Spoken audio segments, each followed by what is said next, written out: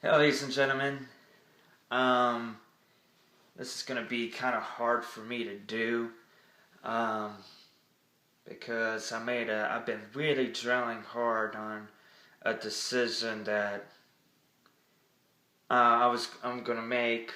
This is a big announcement because for anybody, the very few people that actually were able to see me do what I did, which do wrestling and music, um, and people that actually paid attention. Just didn't judge me because I'm just in the indies or for both music and wrestling. They actually paid attention to my work and gave it a shot and was open minded to whatever I was personifying or laying out for the music and the wrestling and whatever. Whoever just gave it a shot and enjoyed me. I know I have fans that enjoyed my wrestling. I have people that enjoyed my music. Um, I just have to say, my big announcement is that I'm just gonna have to, as a 30-year-old man, almost 30, I'll be 30 in August, as a man that has to get stuff together in his real life under the name Mario Grande. I just be straight up honest. I don't even want to be called Storm Maverick anymore. I am retiring from both wrestling and music. Um, and I can't say I feel bad about what I accomplished, but I realized in 2 years you started working at Gouge Wrestling and $5 Wrestling, but you rarely had a match at Gouge, and if it wasn't a battle royal, it was really nothing except probably 1 2 minute match with Leatherface. And you $5 wrestling matches, even though some went to 15 minutes. Um, Nobody ever saw you as somebody that could possibly wrestle Freight Train for the title or Big Donnie. Nobody ever saw that in you, and it was it didn't really. It's not really hurting me, but just to realize that I started in 2012 and it's 2015, and it feels like nothing has changed as far as me being green as grass to being somewhat intermediate. I admit that I'm not Shawn Michaels or Bret Hart. Um, I do know how to work matches though, and do whatever I need to do in that ring. Um, but I do admit that I wasn't going to grow in the wrestling business. People are always going to see me as a $5 wrestler. I don't regret making this many. One Beretta Rec Center. All gimmicks needed, or five ever. Five with the word ever on it instead of forever. It says five ever.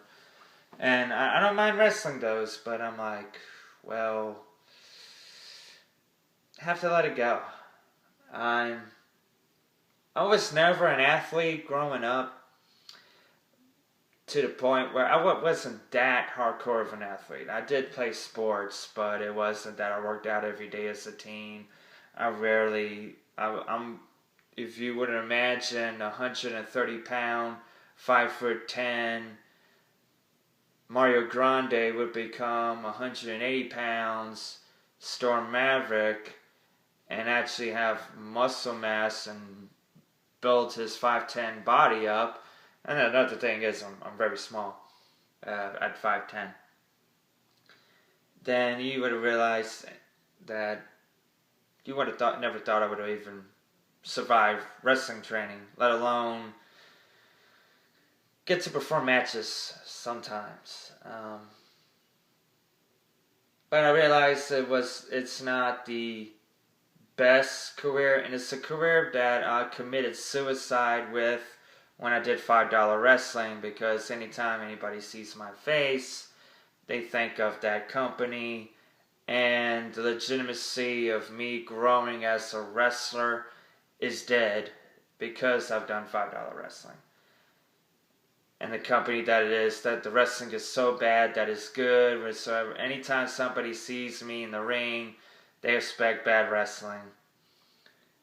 And no matter how great the matches work,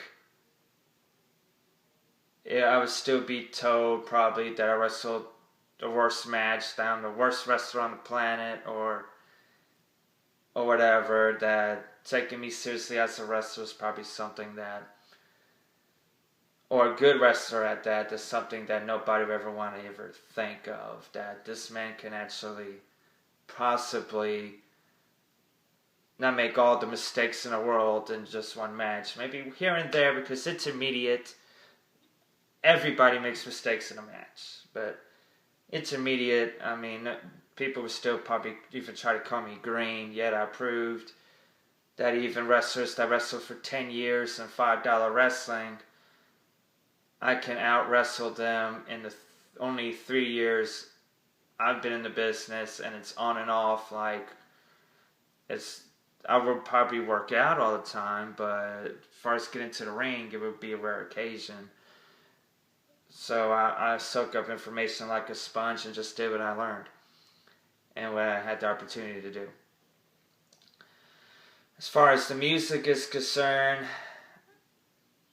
outside of 4 wrestling DVDs, I mean, to be on 9 compilations total, I never know what happened to Dubstep Sound Essentials, but Dubstep Construction Kits, Dubstep Employee, Dubstep this and that. When I was doing that, before I went to mostly doing electronica stuff, and it got a little housey at the end, with 58 songs on 5 albums and 1 compilation called The Best Of, with the last track being a new track called Goodbye, and then for some reason I decided to make 4 more, just one simple little EP, and that's a total of 58 songs released. 4 additional ones on Bandcamp, everything else on Amazon, iTunes, Spotify. And I don't feel bad about those 8 compilations from the 5 record labels from the United Kingdom, for a distribution company that also had people check out your music to put on compilations. I'm not feeling bad about that. Or even having Coast to Coast mixtapes, the ones that do Coast to Coast FM, with a guy in the middle of the nights talking about UFOs, Coast to Coast. To send my music to them and make it as the top 50 DJs in the world on Coast to Coast EDM Stars Volume 13. And I'm getting votes in and people backing me up for Volume 16. That's great. The music thing, I know that I have really good potential in. Music more than anything, more than wrestling. So if I was to pick one or the other, it would have been music over wrestling, talent-wise. The wrestling, I mean, the music, just the tricky thing about that was making it, getting notice. It wasn't my music that was the problem a lot of the time. I probably have remixes that people critique them and they say everything's too loud. Yet it hits 0 decibels, and I hear their stuff and they have no bass in any of their songs, and they can't even mix a song together where the drums is louder than the rhythms, and the rhythms are all out of place. And it's like, okay, you know you're doing good if people that are rookies are basically hating on you because you're better. But just because I am a really great music producer, made some great remixes, made some great albums. I don't take any of it back. I love what I made. You know, if you made a great album, if you can actually love your own work. I mean, most people could just love everybody else's work, and yet they feel a little shy and shameful when they hear their own stuff. When I hear my own stuff, I love it. I love it. I made what I wanted to hear. I made what I wanted to call my own. I take pride in that, and I love the songs that I've produced. But from press releases that done nothing for me, to Music X-Ray that just sucked up my money and nothing came from it. Even somebody decided they're going to play me on their radio station. It's like whoopity-doo. And just because somebody didn't play me on the radio station, or even if they did, they barely had fans. I looked on Alexa.com, they barely have any fans whatsoever. And it's kind of like, well, I can't get known by anybody. Like, I'm lucky to have 800 followers after 5 albums.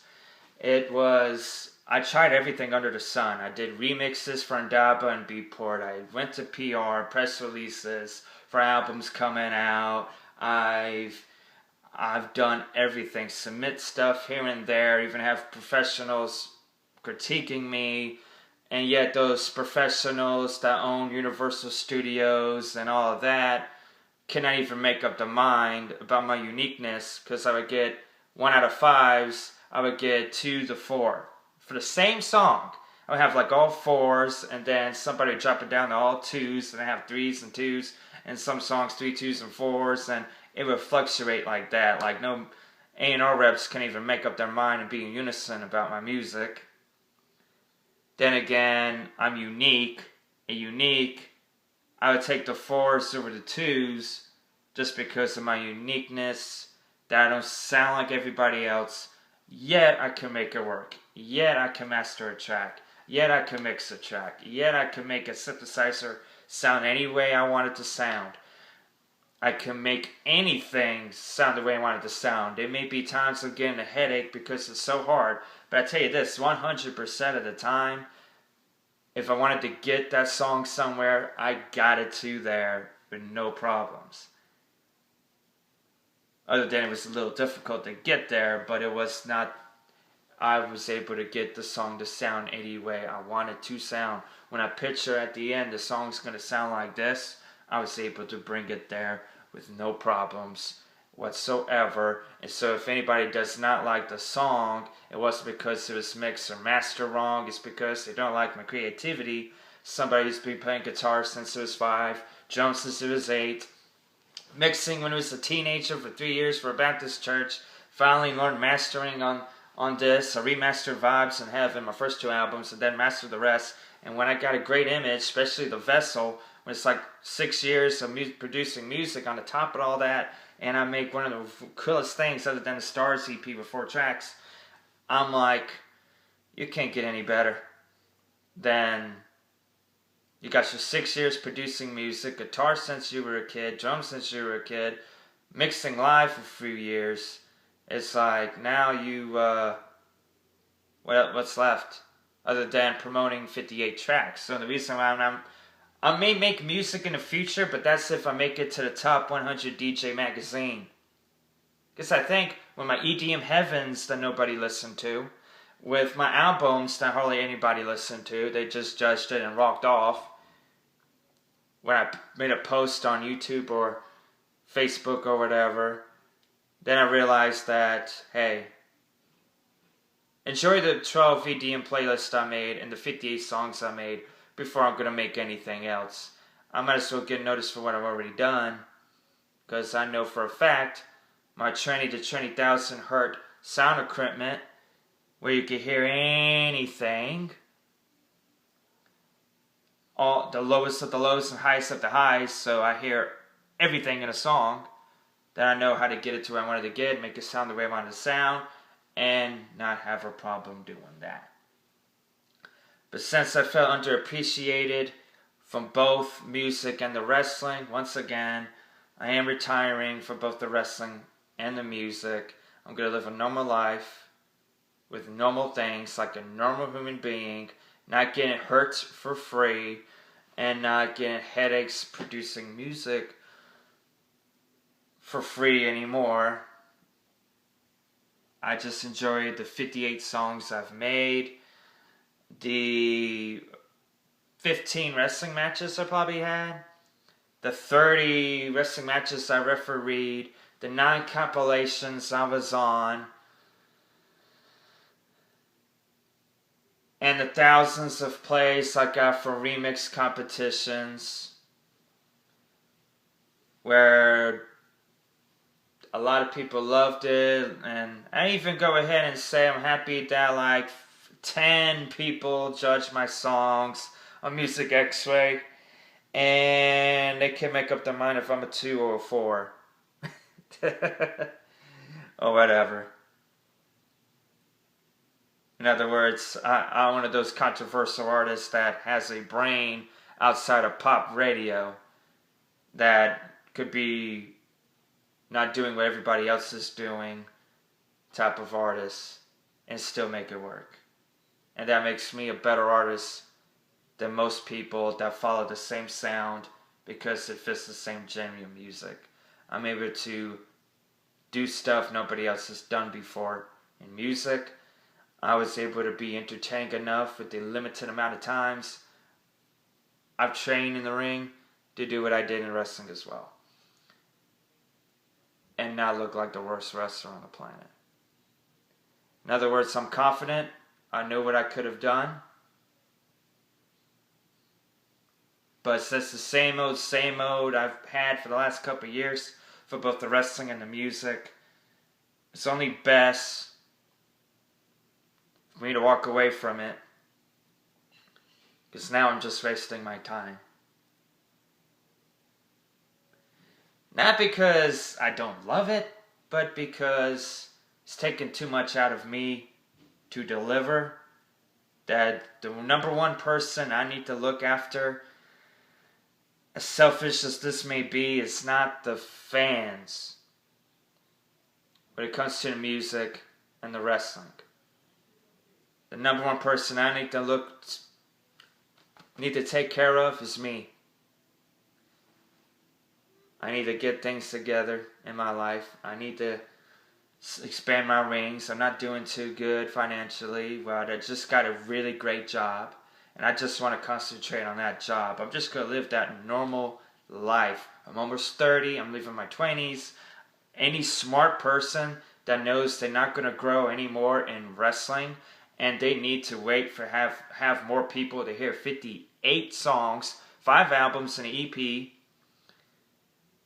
need to wait before you even want to do anything with music anymore, because you need to have more people to actually hear what you made, because you're making all these songs and nobody's listening.